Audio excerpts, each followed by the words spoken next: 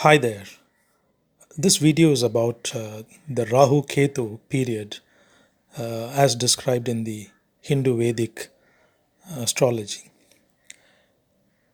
This video is not of much use to the casual observer of Indian astrology. So, if you know only your moon sign and you're looking for some information, this video will be quite useless. However, if you're a student of Vedic astrology and or if you already know quite a bit about the Hindu Vedic astrology system of your own chart, this could be an interesting discussion. As you know, Indian Vedic astrology system uses a time period, a periodicity table known as the Dasa system. And the most common among all of them is the Vimshottari Dasa system. So, a human being's lifespan is described over 120 years. Naturally, these days nobody is living that long, so nobody completes this entire 120 dasa period. These 120 years are divided unequally, and 9 planets are given lordship over different periods, as you know.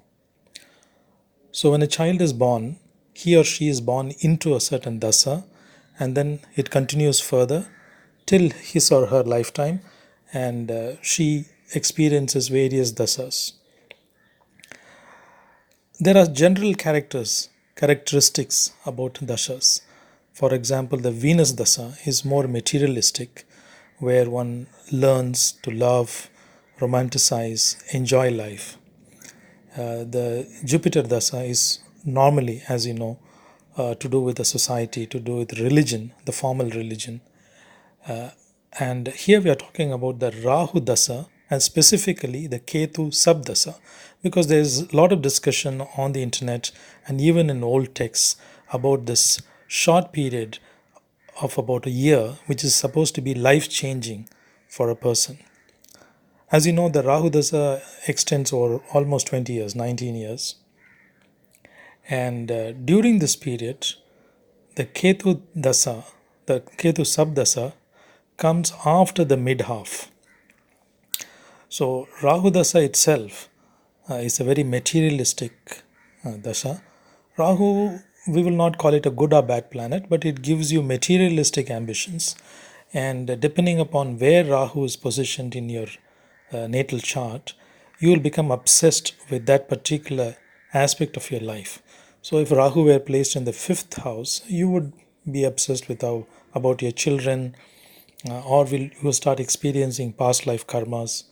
Rahu in the 7th house gives you obsession over your partner and your business partnerships, your spouse. However, usually Rahu period doesn't end too well, meaning being a illusionary planet, it brings forth material attainment which is illusory in nature, and whatever it gives, most of it removes. And it's a testing period because it allows you to actually skirt the law, be amoral, try out things which would not be acceptable even by your own standards during the rest of the periods. So, Rahu Dasa is going to be a trying time for most people. In Rahu Dasa, Rahu Ketu 1 year period is considered to be life changing. Now, let's look at it why. So, if you go back to the story of Rahu and Ketu are not real physical planets, as you know. They are shadow planets. Mathematically, they are actually nodes, mathematical nodes, intersection of the helio, that is a solar circle, and the lunar circle, the orbits. But without going into the details, which is beyond the scope of this video, and it's been much better explained by others, let us suffice to say that in the Indian Vedic tradition, Rahu and Ketu were once considered to be a single divine Asuric body, a celestial body, which got cut off due to their misdemeanor.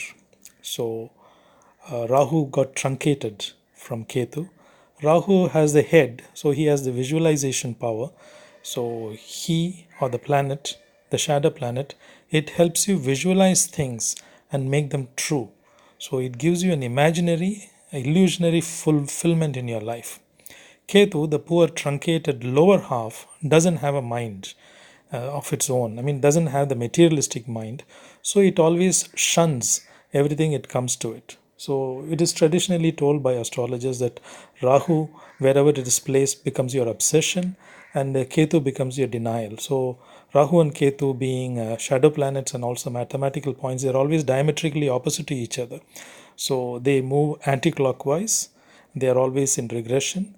In the chart, they move diametrically opposite. So every time Rahu moves, Ketu also has to move to compensate. So these two celestial bodies, the shadow planets, will never come together in one house. That is the most basic of the astrology. Every other planet can come together. So in a chart, you can have Sun and Venus together, sometimes 3, 4 planets together. But these two fellows, Rahu and Ketu, will never join together because in their essential, one of their essential qualities is that they'll be opposite to each other. So if Rahu is in 6, Ketu will be in the 12th house. So, in this entire astrological treatise, the only time Rahu and Ketu come together is actually in the Rahu Dasa. So, in this Rahu Dasa period, Rahu sub period Ketu comes perfectly, geometrically, and joins together. There will be the Ketu period also. When in Ketu, when Rahu comes, actually it is the tail meeting the head. So, it is not a perfect match. It's only in this period Rahu and Ketu are coming together in their fullest form.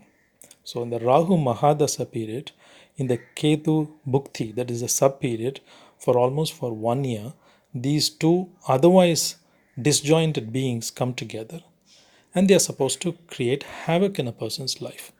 Now, by studying various charts and over a period of years looking at it, actually, this period itself does not bring about great distress. That's the funny part. People say, oh, I suffered during Rahu Ketu period. In hindsight, they will say that, oh, I made the wrong decisions and so on and so forth. So that is a key point. During the Rahu Ketu period, there is no physical suffering, there is no mental suffering, there are no losses. On the contrary, Rahu and Ketu having joined, they become malefic and they create a great setup. They bring about the greatest temptation, they bring about the greatest wrong opportunities. So let us say they will bring about the worst possible business deal, which would be worst only when you look at it in retrospect. But at that point in time, it would seem a great deal. So during the time, there will be relationships which would be illicit in nature, which would be amoral, but at that time they'll be so tempting that you would fall over it. Similarly, when it comes to positions of power which will be given, which will be found to be of much of contrary nature later on. So this is a 1 year period where actually you're not suffering, but you need to be extra cautious. In fact, you need to be extra cautious. So what comes after the Rahu Ketu period? Actually, a fairly long sub period of Venus comes in.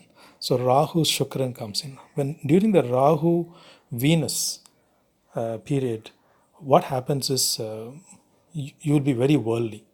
So the opportunity given to you during this Ketu period, you will start fulfilling in the Rahu Venus period, which is a long period of 3 years. So let me quickly recap. During the long Rahu period, Mahadasa period, after the relatively good Rahu Mercury period, will come the Rahu Ketu period, which is for 1 year and 18 days. And after that comes the Rahu Venus period, which is a 3 year period. So, in this Rahu Ketu period, you will be given the opportunity. Just like opportunities are given in the first 1 year of Saturn's Ashtama Shani period. The beginning of Ashtama Shani never brings in much hardship. It gives you an opportunity to be wrongful. Similarly, here you got the opportunity. In the Rahu Venus period, normally there'll be complete enjoyment, there'll be debauchery, there'll be orgies of all sorts. You will be, for half the time, you'll be enjoying, half the time, you'll be suffering. Then comes the most terrible period of all, that is the Rahu Sun period. Now, Rahu Sun period, Rahu doesn't like the Sun. Rahu being the shadow planet, it will try to eclipse the Sun. So, depending upon the power of Sun in your own chart, if Sun is suffering, if it's in the 12th place, for instance, if it's in an inimical location, then you will get into trouble with the authorities, with the king, with the government, with the income tax authorities, or with, if you are in a religious sect, then with your own head of the ashram or anything like that. Even then you may be able to skirt, because it's again an external trouble which comes in. Finally, after this 10 months of Rahu Sun period comes, among all the Mahadasas, and Sabdasas, the worst period, which is the Rahu Moon period. Now, Chandran, Rahu, is a Karaka for your mind. And if you lose your mind, imagine what could happen. Everything that you see would be absolutely scary. So the greatest of fear sets in during this 1.5 year period. So it is not the Rahu Ketu period which is bad. It is not the next coming period of Venus or the sub period of Sun where you have problems with the government and authorities, but actually in the Rahu Moon period. In the Rahu Moon period, the Rahu Chandra period, most people want to give up on everything. They in fact want to give up on life itself. Suicidal thoughts, total madness, complete mayhem sets in during this time. So, as a warning to people who are aware of this, when you're reading the chart, I would like you to give a certain amount of importance. Excuse me. Sorry, I got interrupted by a phone call there. So, as I was saying, if you are a practicing astrologer, or if you're looking at your own chart, and if this period is going to come in, Rahu Ketu period is a period in which you should be watchful about, because that is a setup, and after that you make sure that you don't fall through any of those practices. And come Rahu Chandra period, the 1.5 year period, you need to take it really easy. That's a period in which great suffering for the mind happens. And after that comes a very energetic period, the Rahu Mars period, where short of any accidents and physical ailments which come in, the mind will get clearer, and it will set you up for a great Jupiterian Guru Mahadasa which comes after that. So here I must quickly add that among the 27 nakshatras, not all nakshatras undergo this Rahu Ketu period. Because as you know, Vimshottari Dasa is for 120 years, and no human individual lasts the entire cycle. So for example, those stars which are under Rahu, which is in Tamil Tiruvadirai or Ardhara, Swati and Sadabisha or Sadayam, these three stars are actually starting their childhood with Rahu Dasa. Except Ardhara or Tiruvadirai, which can experience this entire Rahu Dasa, the other two stars under Rahu, Swati and Sadayam, they will not experience much hardship. In fact, even if Rahu Ketu the Sabdasha comes, it will come when they are children, and if at all any stress, it will be felt by their parents and not by themselves. So only the Tiruvadirai guys, the Ardhara individuals, they are likely to encounter this Rahu Ketu period during their teens. And under 20 years, not much damage can be done by the psychology of Rahu Ketu combination. After that comes Guru, Jupiter. Jupiter stars which are Punarvasu, Visakam and Purva Bhadrapada, or Punarpusam, Visakam and Puratadi as we call it in Tamil. These will never experience Rahu Ketu sub-period at all. And likewise, those stars under Saturn, Pushya, Anuradha and Uttarabhadrapada, that is Pusam, Anusham and Uttarattadi, they will also not experience this. So among the 27 stars, let us excuse 7 or 8 stars. So this is really, the Rahu Ketu sub-period really affects only about 9 rasis or about 20 nakshatras.